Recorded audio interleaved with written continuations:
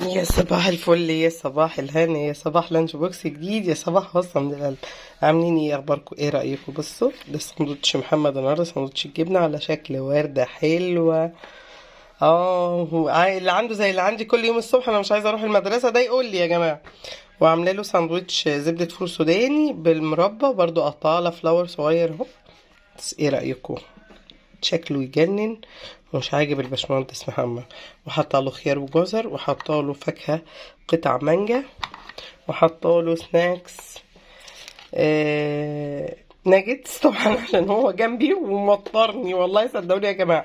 طبعا محمد عنده والله يومين درس ويومين تمرين، فالنهارده محمد هيرجع ثلاثة تمرين ويومين درس، فالنهارده راجع الساعه 5 عشان عنده درس بعد المدرسة على طول. فطبعا عامله له 2 جبنة صغننين اهو، بص الجمال، فلاور والله شكلها حلو جدا.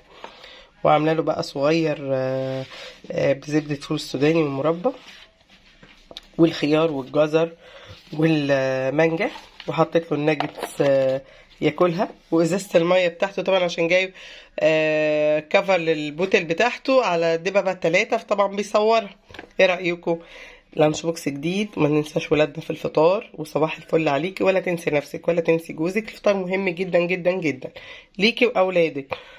وعايزاك تصلي على الحبيب، اللهم صل وسلم عليك يا حبيبي يا شفيع رسول الله، وتدعي دايما صباحا اللهم ارفع عننا الوباء والبلاء والغلاء يا رب العالمين. الحمد لله، حمكم الله يا جميل.